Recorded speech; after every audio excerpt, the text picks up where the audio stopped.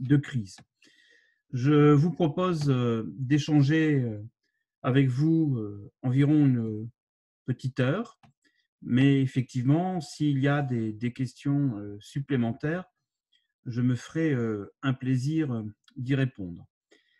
Avant de plonger dans le dossier, peut-être quelques précisions. Déjà, me présenter très rapidement. J'ai la chance de co-résider depuis une quinzaine d'années au Sénégal, d'y avoir exercé différentes fonctions et missions au service d'organismes publics comme d'entreprises.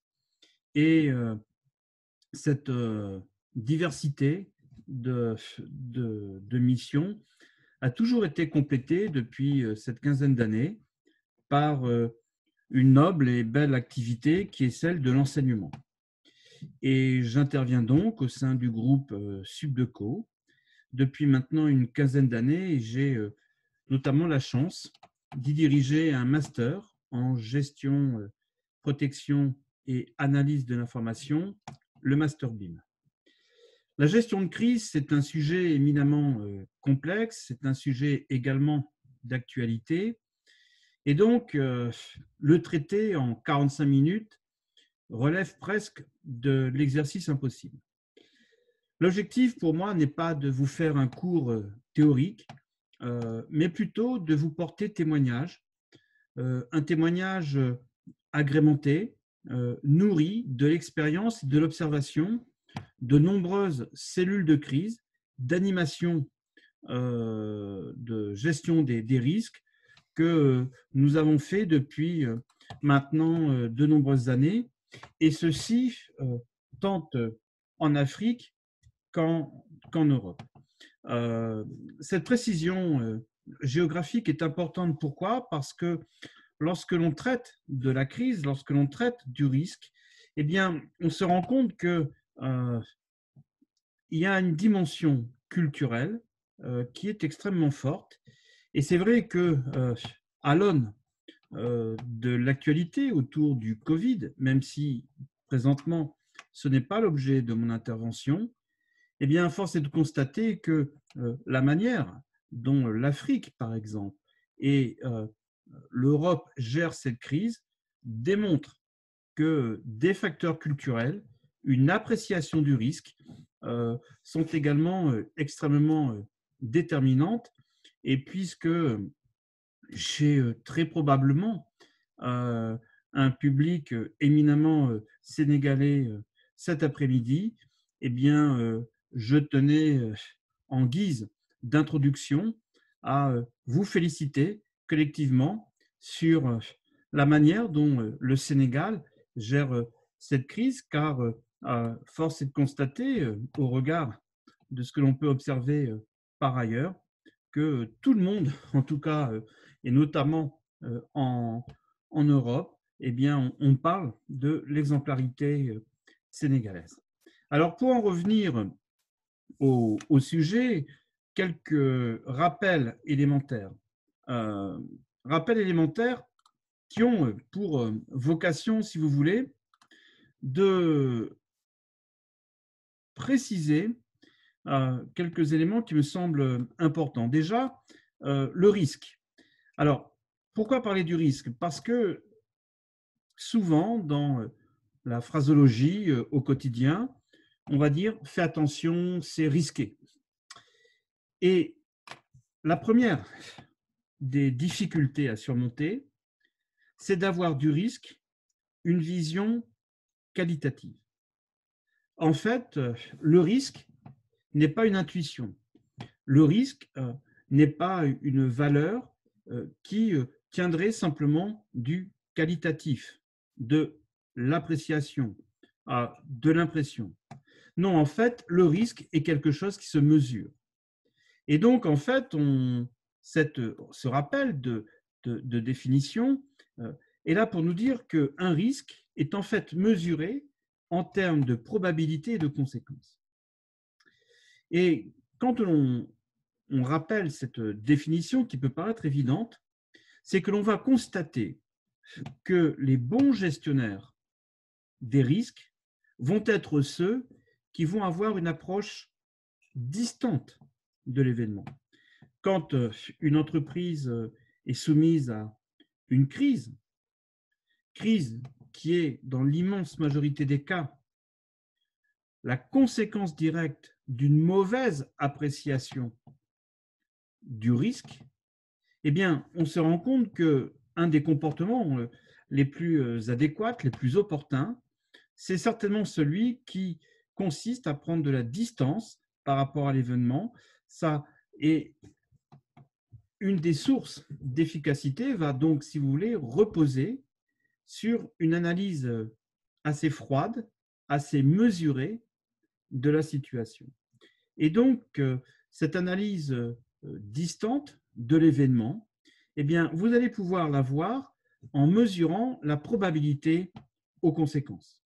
Ce qui veut dire que, et c'est une des leçons évidentes à rappeler, c'est que tous les risques, bien sûr, ne sont pas égaux, on le verra bien, mais surtout, si vous voulez, le bon gestionnaire de risque, à travers la notion de conséquence, est celui qui va être capable de se projeter.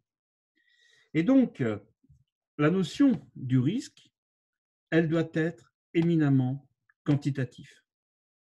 L'approche du risque relève presque d'une démarche scientifique, technique. Le risque, avant de se vivre, est quelque chose qui se mesure. Et donc, on comprend bien que la probabilité est là pour dire que c'est la survivance d'un risque qui va en déterminer l'importance et bien sûr sa conséquence. C'est-à-dire non pas quelle est la situation au temps T, mais quelle est la manière dont le risque va évoluer.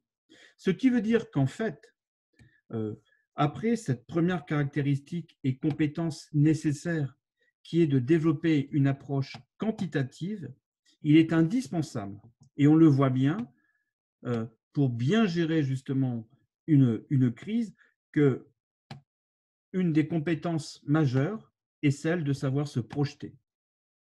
N'ayez pas une crise de retard. Et donc, c'est dans l'anticipation, en fait, que l'on va déterminer les entreprises, et on le voit très régulièrement, qui vont être capables, en fait, de bien gérer une crise. Et donc, on comprend bien qu'une crise, ça va être, dans l'immense majorité des cas, un risque mal apprécié parce que sa probabilité n'a pas été appréciée à sa juste mesure, parce que ses conséquences ont été, sous-estimées. Et si je me permets un parallélisme avec la situation actuelle, et très vite, lorsqu'il nous reviendra de refaire un peu l'histoire de la crise du Covid, eh bien, on verra bien que si beaucoup de pays sont en crise, c'est d'avoir sous-estimé justement la probabilité, combien de pays, en fait, ont dit que ça ne serait pas chez eux, et aussi d'en avoir, sous-estimé les conséquences. Et à contrario, on voit que les pays qui ont été les plus efficaces sont certainement ceux qui ont une juste mesure de la survivance de ce danger et aussi d'une conscience très fine des conséquences dramatiques qu'il pouvait avoir. Alors, à côté, si vous voulez, de ces deux compétences majeures, j'aurais même tendance de dire élémentaires, à savoir d'avoir une approche quantitative et d'avoir cette faculté à anticiper ce que deviendra la crise, c'est-à-dire d'avoir une approche temporelle extrêmement fine de la crise, eh bien, ces doubles compétences doivent être bornées par deux écueils. Le premier, c'est que de nombreux événements peuvent devenir des crises. Je dis par là que lorsqu'une entreprise nous sollicite parce qu'elle est en crise, on se rend compte que dans l'immense majorité des cas, cette crise aurait pu être évitée. encore aurait-il fallu pour cela qu'elle nous sollicite de manière plus précoce. Et donc, une crise est rarement grave au début, elle le devient parce que, en fait, le début a été mal géré. Et c'est vrai que l'on a souvent tendance à prendre l'image d'un incendie ou si jamais dans votre bureau une corbeille prend feu, eh bien, si vous la voyez tout de suite, une bouteille d'eau suffira à l'éteindre. Si vous venez quelques minutes après, il vous faudra un seau. Et si vous venez 2 heures après, il vous faudra une caserne de pompiers. Et donc, on comprend bien que une des compétences d'un gestionnaire de crise, en fait, ça va être celui qui va deviner la crise avant qu'elle ne soit évidente à travers les signes avant-coureurs. Et donc, ce qui est absolument déterminant en termes de gestion de crise, c'est que l'entreprise qui va être la plus efficace, et quand je rappelle cela, je fais référence à des dizaines et des dizaines d'expériences et d'interventions que l'on a pu faire en entreprise, qu'elles soient du reste africaines ou européennes, eh bien, c'est cette capacité de réaction qui est déterminante. À l'inverse, donc, pas de naïveté, quelque chose qui n'est pas grave au début peut en fait le devenir, et donc il est impérieux de pouvoir anticiper, de ne pas édulcorer la gravité de quelque chose qui, à l'origine, ne l'est pas forcément. L'autre point important à rappeler, c'est que tout problème n'est pas une crise. Et j'entends par là que, en fait, l'activité économique, c'est de gérer une crise. Toute activité économique comporte des risques. Et quel est chef d'entreprise digne de ce nom n'en prend pas. On aurait même tendance à dire que c'est par là que l'on peut caractériser un chef d'entreprise, à savoir celui qui va accepter de prendre des risques. Et toute activité économique, quel que soit le secteur, l'importance, la grandeur de l'entreprise et son pays où l'activité a lieu, eh bien, quels que soient tous ces facteurs, toute activité économique a sa dimension de risque. Et l'on a tendance à dire que le pire des risques, en fait, c'est de ne pas en prendre. Et donc, attention à ne pas confondre risque, problème avec une crise. Il faut savoir, et c'est pour ça qu'il est important d'avoir une attitude un peu distante par rapport à l'événement. Eh bien, comme on le comprend, il est fondamental, en fait, que vous puissiez procéder à cette distance pour justement ne pas confondre ce qui est un problème du reste de ce qui est une crise. Et j'en veux pour preuve que vous êtes très certainement, dans votre majorité, des cadres. Et s'il fallait donner la définition d'un cadre, eh bien, on pourrait tout à fait considérer qu'un cadre est un gestionnaire de problèmes. Vous gérez au quotidien des dizaines de problèmes. Et pour autant, vous n'êtes pas en crise. Donc, vous voyez, c'est important de rappeler ces points, avoir une approche très quantitative, ne pas se laisser déborder par l'événement et donc avoir une approche qui soit inscrite dans le temps, en mesurant cette probabilité et ses conséquences, et bien sûr, donc, ne pas non plus devenir paranoïaque. Alors, comme on a commencé à le voir, le risque zéro n'existe pas. Et le bon gestionnaire de risque est celui qui, justement, va tenter de réduire le risque, mais en fait, ne va pas chercher à l'annuler. Pourquoi? Parce que vous devez avoir aussi comme notion celle des moyens. Et si l'on fait une démonstration par l'absurde, le risque zéro, par exemple en informatique, il n'y en a qu'un, un seul, c'est de ne pas avoir d'ordinateur. Et donc, on comprend très bien que, à vouloir combattre le risque, et à chercher en fait à atteindre ce risque zéro, eh bien, on risque de déployer beaucoup d'énergie et surtout, le combat du risque de plus fragiliser votre structure que de la protéger. Donc, bien sûr qu'il faut savoir vivre avec le risque et du reste. On constate bien que les sociétés qui veulent vivre dans une ambiance aseptisée, que les entreprises qui veulent au mieux combattre le risque, à un moment, si vous voulez, perdent de l'agilité, perdent leur capacité de réaction parce qu'elles sont enfermées à la fois dans une démarche très procédurale et puis dans une philosophie du risque zéro qui est en fait antinomique avec l'activité économique. Donc, attention à, à ne pas chercher à combattre tous les risques, car vous allez d'une part vous épuiser et ce combat des risques va devenir en fait contre-productif. Et puis, comme on le voit, le risque, il a du reste des origines très différentes, puisque ça peut être l'incidence de malveillance, du jeu concurrentiel, le hasard aussi.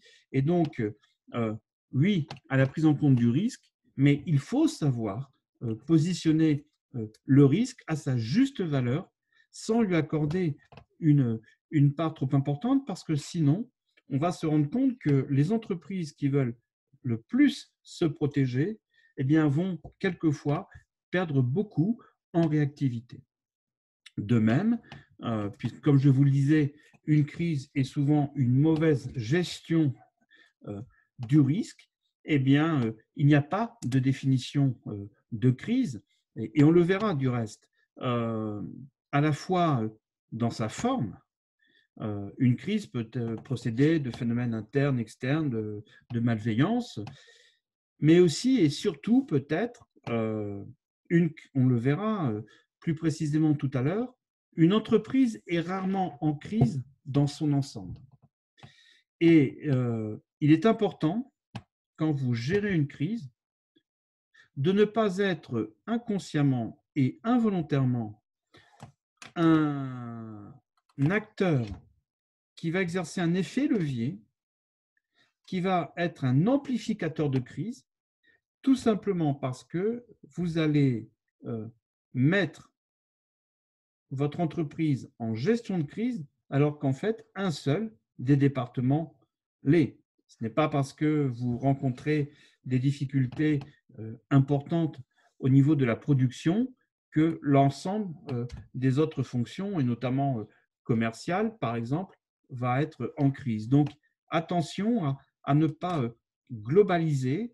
Le bon gestionnaire de la crise est celui qui va savoir déterminer les bons contours géographiques et thématiques de la crise. Et alors, je reprends là, en guise d'illustration, la typologie qui a été faite il y a quelques années par des organismes en charge de la gestion des risques, et on avait essayé de mesurer quel était le nombre de menaces auxquelles une entreprise est confrontée, auxquelles une entreprise est exposée. Et on se rend compte, si on en fait le décompte, et vous y trouverez là une huitaine de familles, que en fait, eh bien, une entreprise est potentiellement exposée à 120 menaces. Et c'est pour ça que le titre de ce slide est « Gérer 120 menaces ou pas », car c'est presque une démonstration par l'absurde. On comprend bien qu'à tout vouloir protéger, vous n'allez plus faire que ça. Donc, je vous invite à une grande mesure, prise en compte du fait qu'on ne peut pas tout gérer, et qu'il faut, comment dire, limiter les contours des actions de préparation de crise que vous allez faire, parce que sinon, et on le voit bien à l'image de cette typologie, eh bien, vous risquez en fait de ne faire que cela. Alors, la gestion de crise, historiquement, et telle qu'elle est enseignée, eh bien, en fait, nous vient globalement des services d'urgence. Et ça, c'est très intéressant parce que, et c'est presque hélas d'actualité, on va se rendre compte que un bon gestionnaire de crise dans une entreprise va être un peu l'urgentiste de l'entreprise. Et on va le voir que pour bien appréhender la crise, eh bien, vous allez devoir vous poser des questions qui ont un très grand parallélisme avec ce que un urgentiste, un médecin serait susceptible de vous poser. Alors, comment caractériser un risque? Eh bien, si vous allez aux urgences d'un centre hospitalier, déjà, le médecin va se poser 3 questions d'ordre temporel. Quelle est la nature de la crise, c'est-à-dire comment aujourd'hui vous pourriez caractériser la crise qui vous atteint? Depuis quand avez-vous mal? C'est-à-dire quelle est l'origine de cette crise? Et il va l'inscrire dans un cadre temporel, à savoir les conséquences. Et donc, ce triptyque de questions, qu'avez-vous? Depuis quand avez-vous mal? Et comment les choses peuvent évoluer? Eh bien, en fait, c'est les 3 questions de base à se poser quand on est face, en fait, à une menace, quand on doit caractériser un risque d'entreprise. Et au risque de me répéter, le bon gestionnaire de crise est quelqu'un qui va savoir s'inscrire très finement dans une chronologie.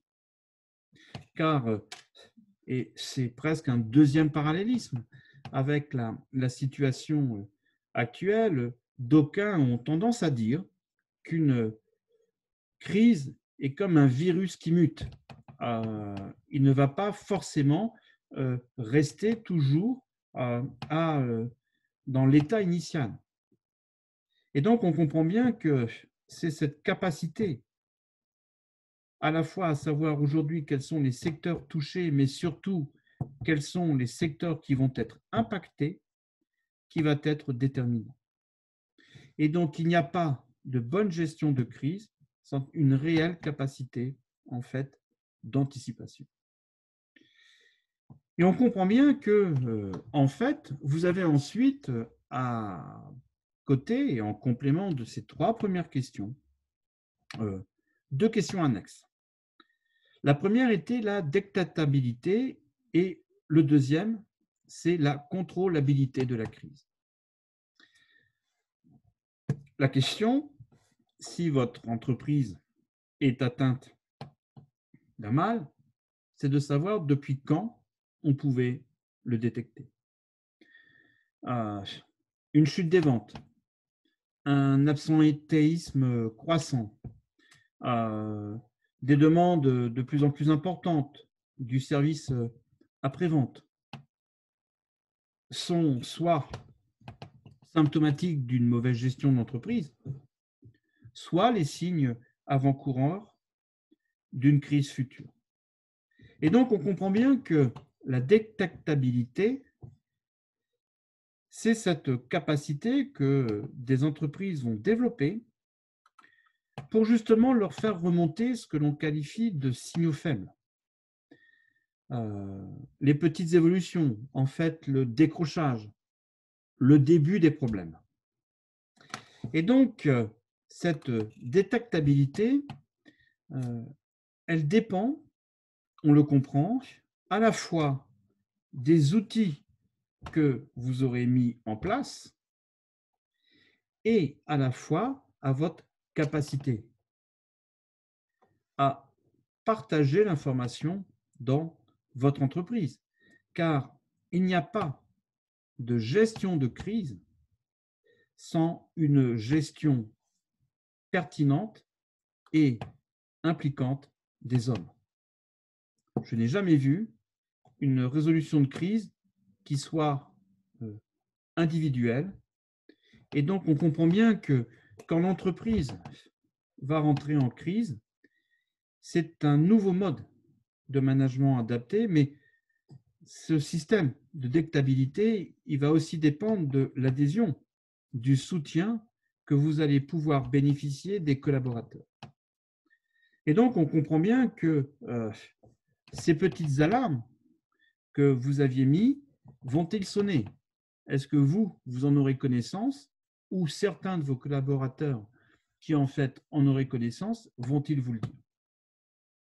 Et donc, il est important, par un climat social apaisé, par une implication des collaborateurs, justement, de les sensibiliser à la gestion des risques pour qu'ils puissent aussi jouer ce rôle de lanceur d'alerte. En fait, dans le cas d'une crise, les entreprises qui vont réagir au mieux et donc qui vont avoir la probabilité d'avoir des impacts négatifs atténués vont être ceux qui vont de fait détecter les problèmes de manière précoce. Et cette détectabilité dépendra bien sûr de la faculté des collaborateurs à remonter les informations, ce qui veut dire aussi que si vous êtes cadre dirigeant, vous devez vous poser la question de savoir si effectivement vos collaborateurs ont-ils facilement accès à vous si jamais ils détectent des problèmes. Et la contrôlabilité, eh bien, ça veut dire que gérer une crise, ce n'est pas systématiquement chercher à la vaincre. Les entreprises qui survivent ne sont pas forcément celles qui combattent les crises. On constate que quelquefois, eh bien, la partie est perdue.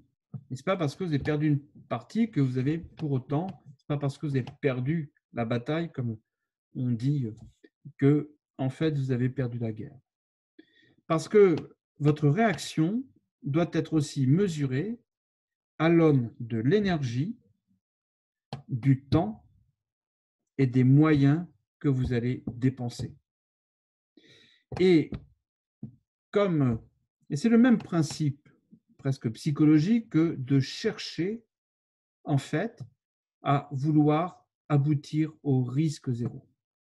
Un bon gestionnaire de crise est quelqu'un qui quelquefois va accepter que la crise ne soit pas traitée sur tel et tel plan pour justement réaffecter les moyens vers d'autres. Parce qu'attention au risque induit par cette recherche systématique de la contrôlabilité, ça reviendra en fait à vouloir tout essayer de maîtriser, mais peut-être que cette faculté à vouloir tout maîtriser risque de réduire, d'atténuer votre capacité de détection, puisque vous serez, et on le constate, souvent plus en réaction qu'en anticipation. Donc peut-être qu'il peut être quelquefois opportun d'accepter de perdre un pan d'une crise pour justement se concentrer sur l'évolution de cette crise. Et donc, à l'aune de cela, on verra ensuite, eh bien, le troisième plot, c'est bien sûr celle de la gravité, mais je passe rapidement parce que je vous donnerai juste après des exemples sur comment, par exemple, mesurer la gravité d'un risque. Et donc, dans l'élaboration des contre-mesures, et c'est peut-être là, sur la dimension parade, qu'il y a une différence avec le champ purement médical, c'est que il n'y a pas de gestion de crise sans une gestion de la communication. Et donc, un bon gestionnaire de crise va se poser la question de la caractérisation de la crise, de la gestion des hommes et de la gestion de la communication.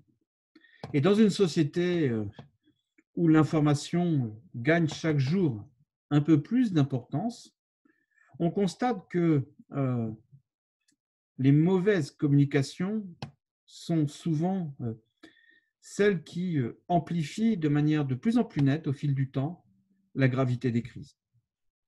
Une crise peut être faible au début, mais le devenir parce qu'en fait, vous avez mal communiqué. Et donc, dans les phases de préparation, on comprend bien que vous allez avoir à la fois ce système de pister les menaces, de cartographier vos zones, vos failles, mais également de commencer, on le verra, à préparer des éléments de langage parce que en cas de crise, le temps est votre ennemi. Et c'est votre capacité à gérer le temps qui va être déterminant.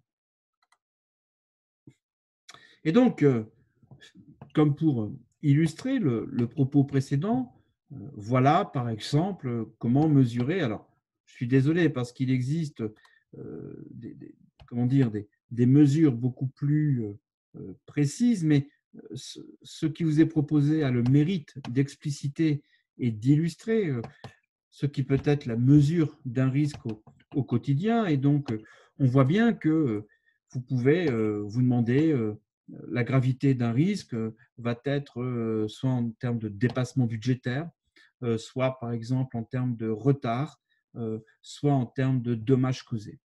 Et donc, à cette gravité, eh bien, vous allez également adjoindre et la multiplier à cette notion de probabilité. Là encore, bon, vous avez ici quatre niveaux, mais vous pourriez en mettre plus, ça dépend aussi du type d'activité.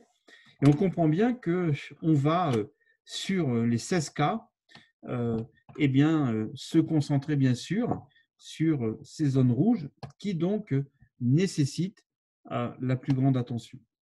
Et alors, l'objectif de ce rappel de la quantification du risque n'est pas forcément de suivre de manière presque scolaire cette multiplication, mais tout simplement de vous dire que effectivement, vous devez avoir cette double approche de cette notion d'impact, de gravité, mais aussi de probabilité. Il est quelquefois en fait vain de vouloir tendre vers zéro des risques très très peu probables.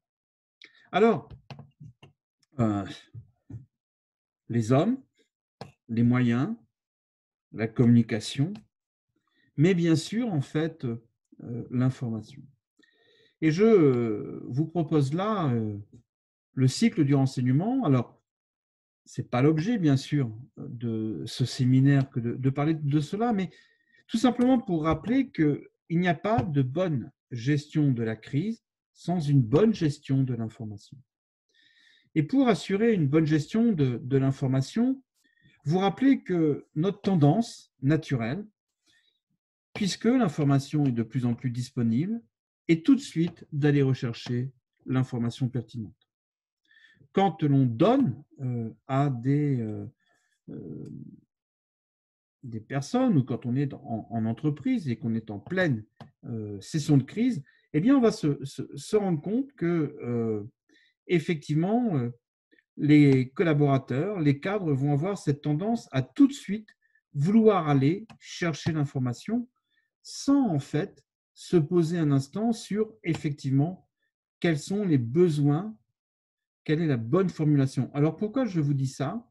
C'est que l'expression des besoins est la grande oubliée dans le cycle de l'information.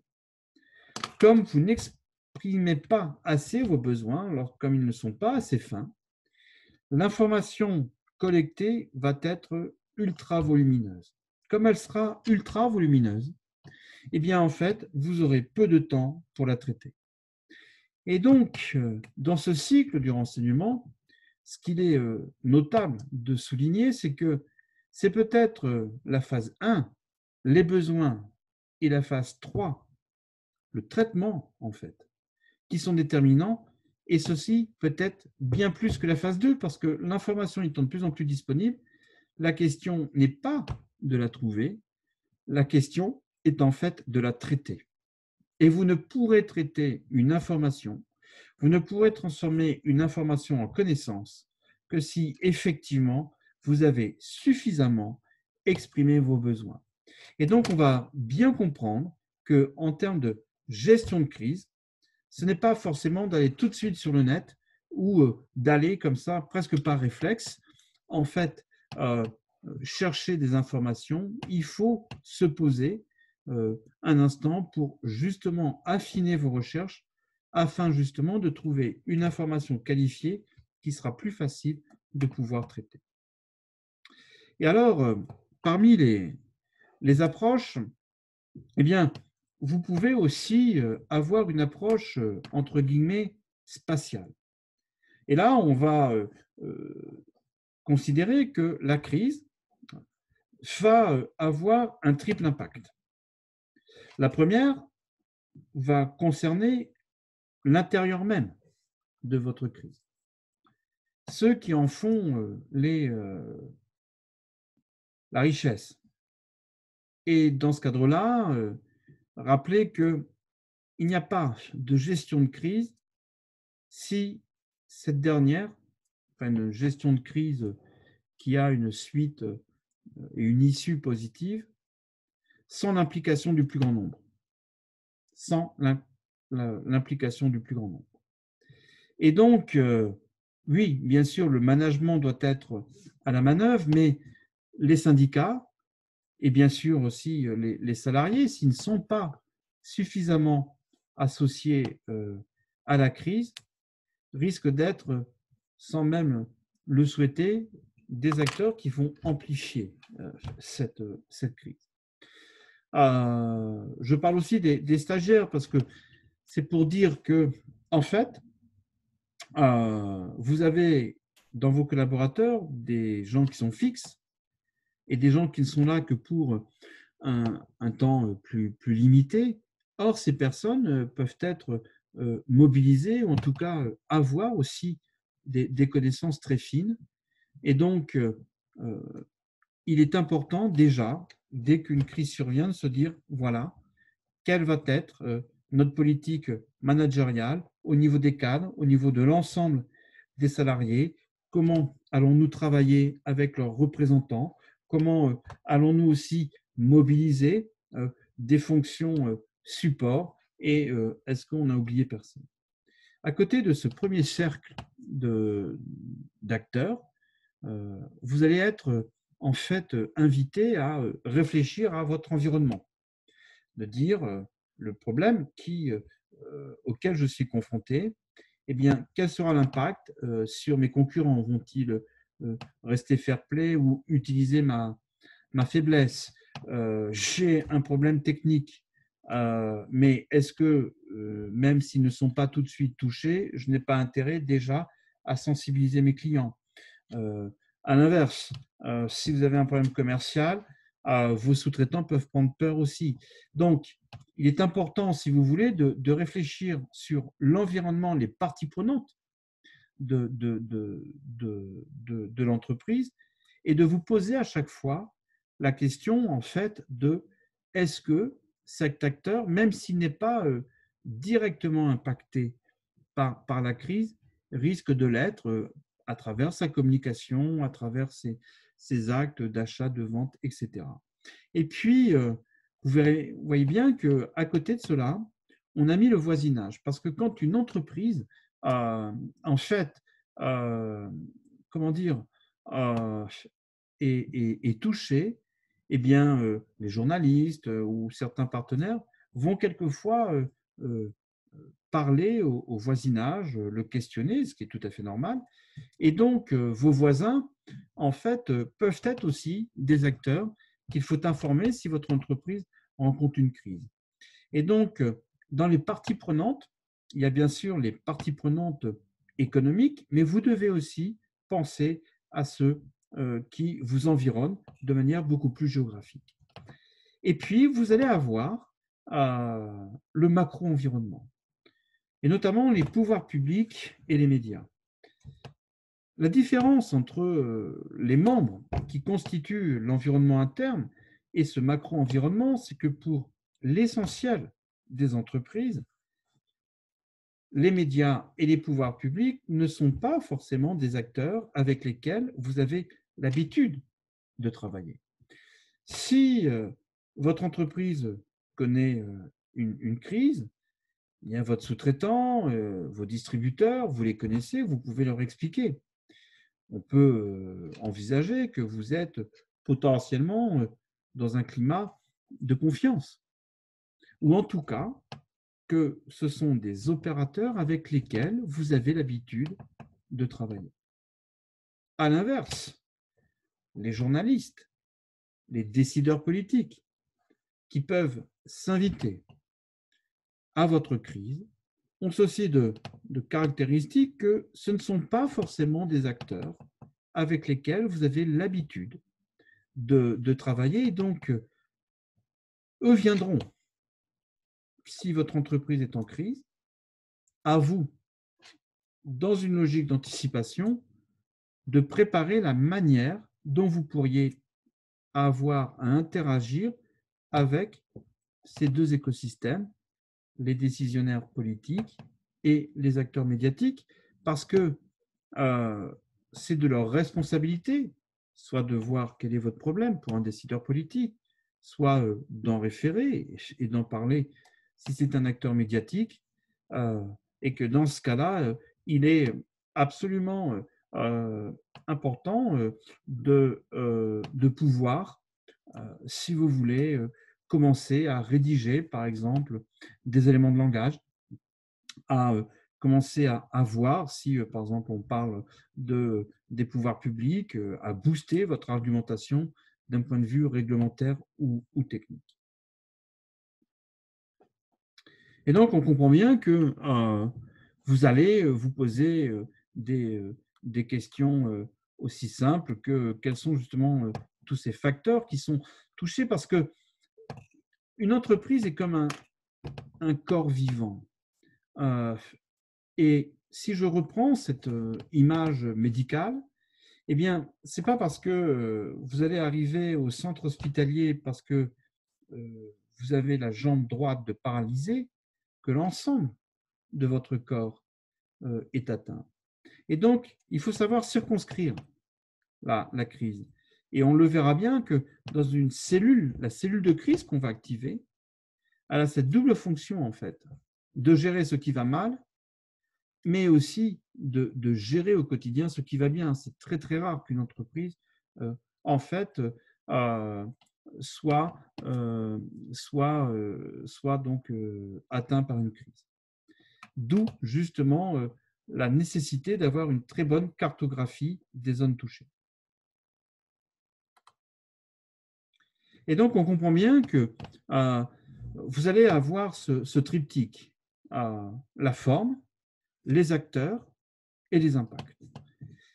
Et dans ce cas-là, ça peut être assez facile de faire presque une matrice.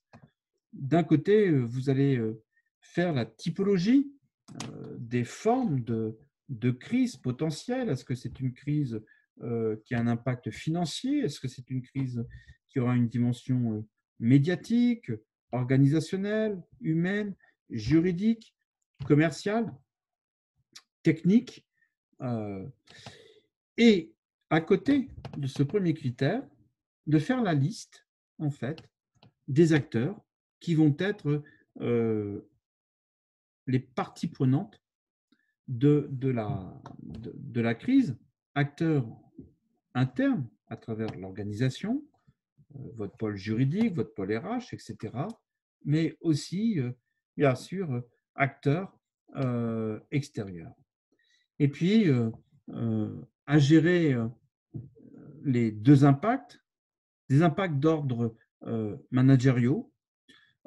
Il faut vous attendre à devoir gérer de la confusion, du stress, des doutes, des incertitudes, des peurs. Et c'est par là que je précisais tout à l'heure que une crise a très très souvent aussi une dimension très culturelle en fonction de l'endroit où vous vivez, en fonction de votre éducation. Eh bien, on se rend compte que les peuples et les pays n'ont pas, bien sûr, du risque et donc, a fortiori, de la crise, une vision universelle et partagée. Et donc, la dimension culturelle va être absolument déterminante. Et on comprend bien qu'à côté de cette disposition ou non à accepter le doute, à accepter les incertitudes, à avoir une approche de résilience, eh bien, vous allez aussi devoir gérer le pôle informationnel. Parce que la multiplicité des discours, parce que des informations dissonantes peuvent, en cas de crise, avoir un effet absolument dramatique.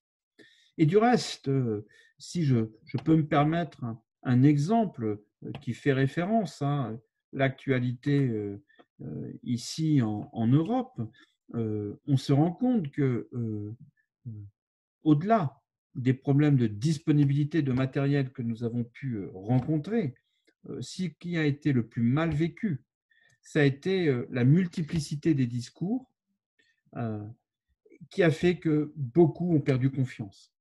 Or, il n'y a pas de bonne résolution de crise dans un climat de défiance, et c'est pour ça que je vous disais que les DRH doivent être les officiers supérieurs de cette gestion de crise, car ils vont avoir une dimension absolument déterminante.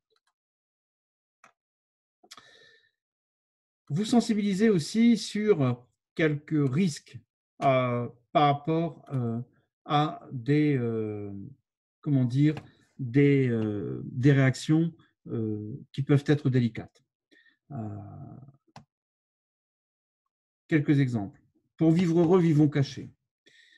C'est un mythe. Nous vivons dans une société dans la transparence et donc vouloir cacher une crise est le meilleur moyen de l'amplifier. Deuxième réaction qui peut être dangereuse, c'est celle qui consiste à dire que tout compte fait, on s'est un peu excité pour rien. Il peut exister, on a souvent tendance à dire qu'une crise en entreprise, c'est un peu comme un énorme feu de bois. Vous faites un énorme feu, le lendemain matin, il n'y a plus qu'un tas de cendres.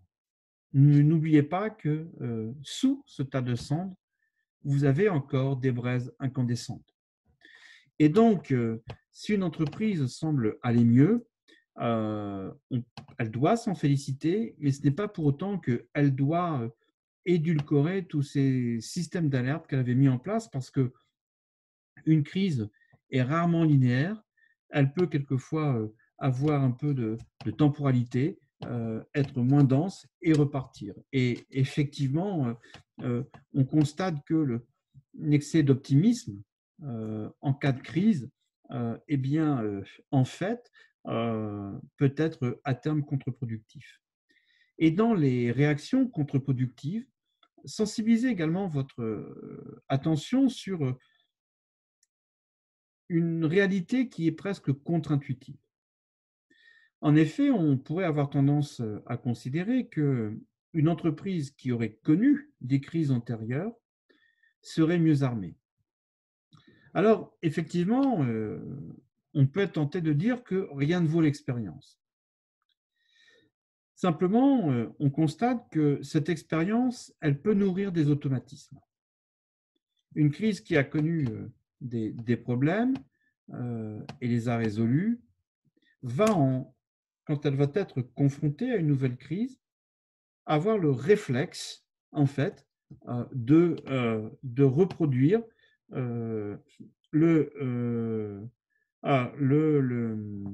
comment dire, de reproduire les réactions et les résolutions qu'elle avait faites.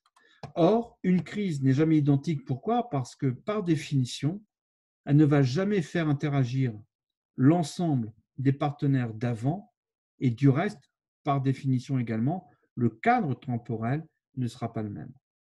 Et donc, ça veut donc dire que face à ça, eh bien, oui, il est bon d'être expérimenté à la réserve près que votre expérience ne doit pas édulcorer votre vigilance. C'est absolument déterminant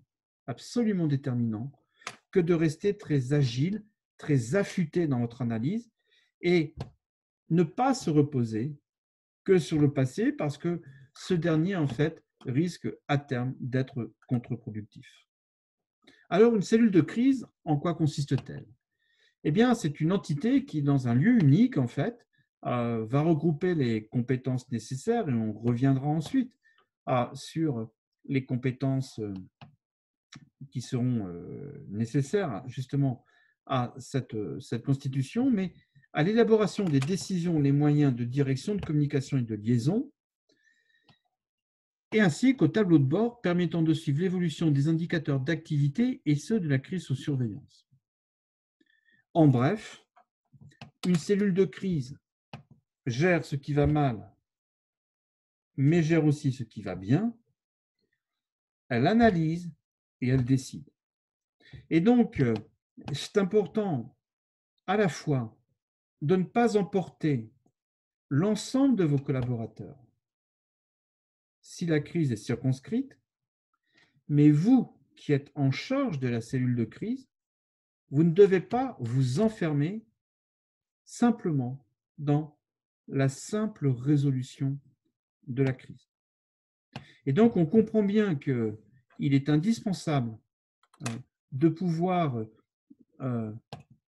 mobiliser une équipe pluridisciplinaire. Cette équipe pluridisciplinaire, elle va se concentrer bien sûr sur la crise, mais elle va la globaliser dans l'ensemble de l'entreprise. Mais ce n'est pas parce que ceux qui sont chargés de gérer justement cette cellule de crise vont avoir cette approche globale que pour autant, l'ensemble des collaborateurs doivent être mobilisés. Parce que si c'est ça, vous risquez de créer plus de peur, d'inquiétude. Et donc, aller chercher les compétences nécessaires, mais dans le même temps, pas de discours aggravants, parce que ces derniers, justement, risquent de vous impacter. Et donc, les bonnes règles à suivre pour une cellule de crise, quelles sont-elles? La première, c'est bien sûr la disponibilité. Comme je vous le disais, le temps de réaction est déterminant et toute entreprise qui doit se préparer à gérer une crise doit savoir qui contacter dans un minimum de temps. Et par rapport à ça, si vous voulez, vous rappelez également que une cellule de crise, même si cela peut vous paraître un peu, là encore, contre-intuitif, eh bien, est une cellule de débat. C'est une cellule qui accepte les contraires. C'est une cellule qui, en fait, comment dire, se nourrit des divergences d'appréciation. Ça veut dire plusieurs choses. Un, l'équipe doit être pluridisciplinaire. Car imaginez que une entreprise, comme on peut le mesurer quelquefois, rencontre un problème technique. Si elle ne mobilise que des ingénieurs, eh bien, toute la partie commerciale, la partie financière sera naturellement occultée. Or, un problème technique aura de fait aussi une incidence commerciale. Et donc, vous devez avoir une double temporalité. La temporalité du débat. C'est pour ça que lorsque une crise est par définition complexe et évolutive, l'évolution, à l'image d'un virus qui mute, est un facteur qui va aggraver la complexité de la situation. À la complexité d'une situation, on ne répond que par la diversité des intelligences. C'est pour ça que quand un consensus rapide est observé dans la cellule de crise, dans l'immense majorité des cas, c'est que la complexité n'a pas été abordée au niveau qu'elle méritait. Avoir un consensus hâtif est souvent symptomatique d'une mauvaise compréhension de la crise. Maintenant, elle ne peut pas être qu'une cellule qui débatte. Imaginez qu'il y ait le feu chez vous, si les pompiers arrivent, eh bien, ils sont en droit de savoir si c'est la vanne de droite ou la vanne de gauche allumée. Mais s'ils ne font que parler, à un moment, ça sera dramatique. Donc, on comprend bien qu'il y a un débat, il faut accepter les contraires. C'est-à-dire que ce débat, il se nourrit d'une double diversité, une diversité de compétences, les techniciens, les financiers, les commerciaux, les fonctions support, les informaticiens, etc. Et aussi une diversité hiérarchique. Une cellule de crise qui, en fait, ne se concentrerait que sur des cadres, et notamment des cadres supérieurs, aurait toutes les chances d'émettre et de commettre des erreurs majeures parce qu'ils n'auront pas forcément la sensibilité d'une partie de la population concernée. Et donc, quand vous allez constituer votre cellule de crise, vous allez aussi devoir vous poser la question de la diversité des départements, mais aussi la diversité hiérarchique. C'est absolument fondamental. Et donc, pour cela, eh bien, vous devez aussi préparer votre communication. C'est-à-dire peut-être préparer certains de vos collaborateurs à la prise de parole. Vos propos, vos messages seront d'autant plus efficaces qu'ils auront été préparés. Alors, on l'a bien vu dans la typologie des risques, vous ne pouvez pas préparer, je reprends le graphique des 120 menaces, vous ne pouvez pas préparer, bien sûr, 120 notes, 120 discours, 120 communiqués de presse. Bien entendu que non.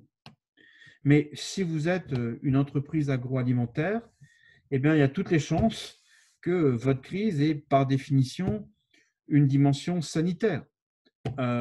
Si vous êtes dans la technologie, il est fort probable que, en fait, vous ayez un problème d'ordre technique. Et donc, vous devez bien sûr commencer à préparer des éléments de langage autour des thèmes qui sont de nature à se présenter le plus, avec la probabilité la plus importante.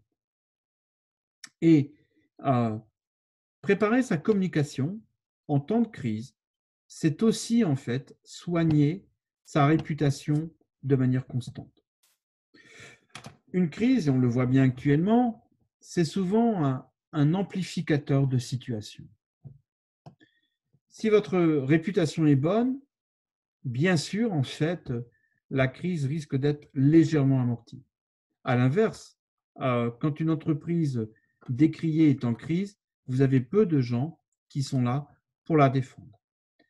Donc, on comprend bien que, en fait, eh bien, si vous voulez, il est important de pouvoir soigner sa réputation. Ensuite, vous rappelez également que quelques règles élémentaires en termes de communication de crise. Comme je vous le disais, ne pas oublier d'informer ses salariés. L'information ne vaut pas mobilisation, mais il n'y a rien de pire que vos salariés apprennent les problèmes de leur propre entreprise à l'extérieur. Et donc, il est important de veiller à ce que aucun salarié ne soit laissé de côté, car si tel est le cas, il sera involontairement, par sa peur, par ses craintes, par ses communications, par les questions qu'il aurait à poser, eh bien, quelqu'un qui, effectivement, euh, risque d'amplifier la crise. De même,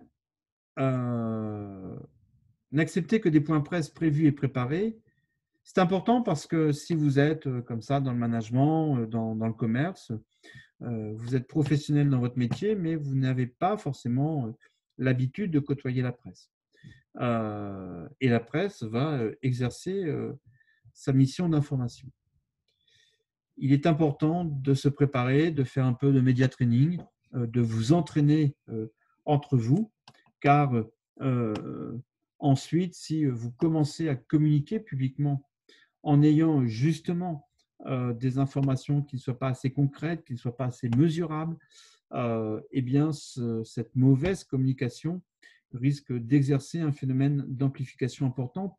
Et donc, il est important dans ce cadre-là, si vous voulez, de pouvoir avoir un discours construit.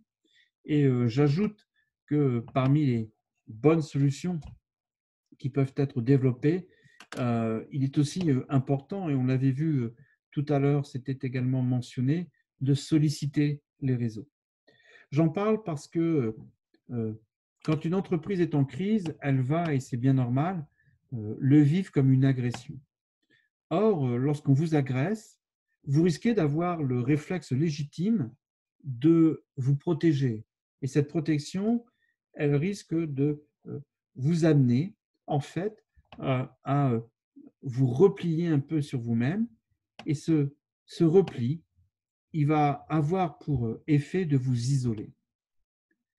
Et c'est-à-dire que ceux qui seront tentés de vous protéger ne pourront pas forcément vous protéger. Donc attention, l'isolement est un risque qui guette quand une entreprise est en crise. D'où la nécessité, si vous voulez, d'avoir cette dimension d'ouverture. Et donc, pour bien sûr contrôler son image, rien ne vaut la transparence. Nous vivons dans des sociétés où le mensonge, et on peut s'en féliciter, sont de moins en moins acceptés. Et donc, il est important d'avoir aussi un discours homogène, c'est-à-dire l'objectif, ce n'est pas forcément qu'il n'y ait qu'un interlocuteur qui parle. Et du reste, quand l'interlocuteur est presque trop bon, eh bien, il est suspicieux. L'objectif, ce n'est pas forcément de faire monter au feu le meilleur des communicants, parce que ces qualités risquent de créer de la suspicion. Donc, mais dans le même temps, si vous êtes amené à ce que plusieurs personnes de votre entreprise soient amenées à prendre le discours, à prendre la parole, il faut que le discours soit homogène. Il n'y a rien de pire que, en cas de crise, des informations et des discours dissonants. Et donc, rien ne vaut aussi, bien sûr, de montrer un visage humain. Alors, en conclusion, il faut être compétent dans son activité. Je dis par là qu'il est important que vous puissiez identifier au préalable la compétence nécessaire à la constitution de cette cellule de crise, du calme dans son attitude. La forme est importante. Et l'excitation, l'énervement, l'emportement ne sont jamais de bons conseillers en cas de crise. La clarté dans les paroles et la cohérence dans le discours, une approche très circonstanciée, très mesurée, très claire, quitte à ce qu'elle soit imparfaite, mais en tout cas d'être absolument cohérent. Bien sûr, l'empathie, la transparence et la communication interne seront aussi des éléments absolument déterminant. Alors, je m'excuse d'avoir dépassé les 3/4 d'heure que nous avions initialement envisagé, mais il me semblait important de pouvoir vous rappeler ces différents éléments sur en fait cette gestion de crise. Et puisque vous êtes encore une petite trentaine, je vous propose de répondre à vos questions. Alors, sur Zoom, hein, je dois à la fois gérer les commentaires et puis également donc le maniement et la gestion du PowerPoint. Alors, j'ai vu que vous nous aviez posé différentes questions et je remercie cher Tidiane Sambé qui a collecté pour moi les principales questions, et donc je vous propose présentement de pouvoir y répondre. Alors la première, en fait, c'est qui m'est posée et je vous la partage. Sachant que les conséquences d'une crise se développent rapidement, comment faudrait-il mettre en place un système qui soit en mesure de détecter les signes précurseurs d'une crise et de la prévenir? Alors, comme je vous l'ai dit, il y a plusieurs éléments. Ne pas confondre problème et crise, certes, mais une aspérité, une évolution non prévue, une baisse des ventes, un absentéisme, une succession d'échecs, une communication croissante négative sur les réseaux, sont autant de facteurs qui, effectivement, ne vous mettent pas forcément en crise, mais risquent de la préfigurer. Et donc, c'est très important de mobiliser vos collaborateurs à vous remonter des informations. C'est pour ça que j'ai dit que la précocité du traitement tient aussi dans la gestion des hommes. Et partager entre vous des phénomènes qui vous sont soit inconnus, soit vous surprennent. Ce n'est pas l'objet, mais les entreprises qui vont développer, par exemple, des rapports d'étonnement, qui vont apprendre à s'étonner, eh bien, dans un étonnement, il y a ce qu'on ne comprend pas. Dans ce qu'on ne comprend pas, il y a deux grandes familles. Le premier, c'est l'évolution du marché. Et dans ce que vous n'avez pas compris, vous aurez souvent une rupture technologique, une évolution de marché. Et dans ce que vous ne comprenez pas, vous pouvez aussi avoir les signes avant-coureurs d'une crise. Et donc, j'aurais tendance à dire que pour bien gérer une crise, eh bien, apprenez aussi à vous surprendre.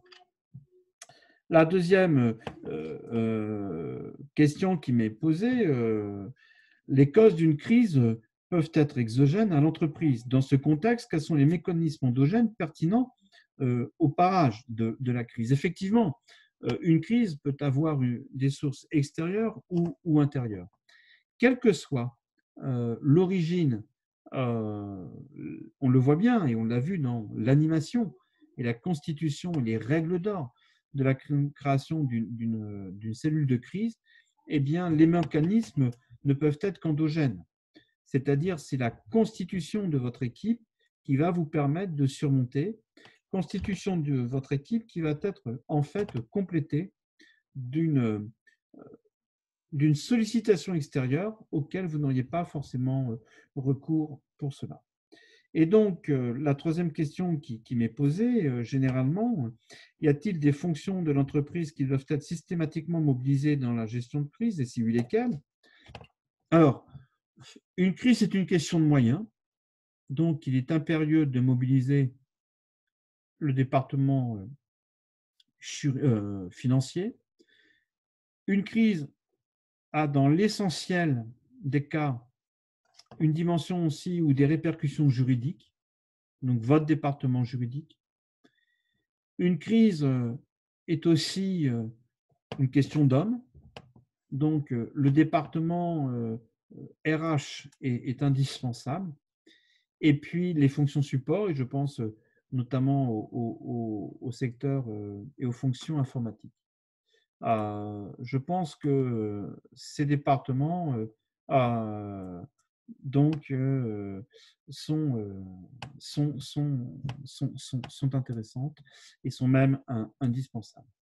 Alors, je regarde et je lis les autres questions qui ont été qui m'ont été posées. Merci, Monsieur Gay, par rapport à vos félicitations. J'y suis tout à fait sensible. Magat, lorsque les dirigeants et les cadres sont à l'origine même de la crise à travers des actes de mauvaise gestion, quelle doit être la réaction d'un employé? Alors, c'est une question qui se pose parce que les malveillances sont autant source de crise que la violence d'un concurrent. Et du reste, on constate aussi que le top management est souvent à l'origine d'une crise. Et je pense qu'il n'y a rien de plus dangereux que de quelqu'un qui vous dirait qu'il a la réponse à tout et qu'à chaque problème, il y a une solution. Si effectivement ce sont, comme le cas que l'indique Magat, les cadres dirigeants qui sont à l'origine même de la crise, il est extrêmement délicat pour un employé qui n'aurait pas cette fonction de responsabilité de devoir la gérer. Et on constate que des entreprises dont le management a failli, la capacité des salariés à réagir est extrêmement délicate, sauf à terme, lorsque, par exemple, ils peuvent constituer eux-mêmes leur entreprise ou des coopératives. Mais si vous voulez, c'est effectivement extrêmement délicat. J'en suis tout à fait conscient et je tenais aussi à vous le dire parce que c'est une des pires crises qui puisse exister dans l'entreprise. C'est effectivement celle qui est causée par ces cadres dirigeants, car c'est par définition celle où en fait la cellule de crise sera le moins activée, puisque on ne peut pas être jugé parti et ceux qui auront causé les problèmes n'auront pas forcément envie qu'elle soit résolue. Alors, une autre question qui m'est posée sur le système de veille en entreprise est-il suffisant pour anticiper des situations de crise? Alors, il est indispensable. Après, vous aurez des trous dans la raquette. Je pense que le danger, c'est de croire ou c'est d'accorder l'exclusivité à un facteur. Par exemple, une entreprise qui a des directeurs de la sécurité. Si jamais il se repose que sur les directeurs de la sécurité, eh bien, on va se rendre compte que nonobstant le professionnalisme des directeurs de la sécurité, eh bien, ces derniers ne vont pas suffire. Et donc, c'est l'affaire de tous. De même, mettre en place un système de veille, on l'a bien vu dans la référence au cycle du renseignement, est indispensable. J'aurais tendance à dire que, et si je reprends ce qui a motivé du reste le confinement dans beaucoup de pays, c'était de dire, en fait, on va pas comment dire, ignorer la crise, ou en tout cas on ne va pas être indépendant de la crise, on ne va pas pouvoir l'éviter, mais si on met en place un confinement, on va pouvoir l'atténuer. Eh bien, j'aurais tendance à dire que là, c'est à peu près pareil. La veille risque d'avoir un effet d'atténuation très très fort de la crise, car ce système de veille, en fait, va vous permettre de détecter plus tôt que d'habitude les problèmes qui viennent. Et donc, la veille va exercer un effet d'alerte qui risque de vous être extrêmement profitable.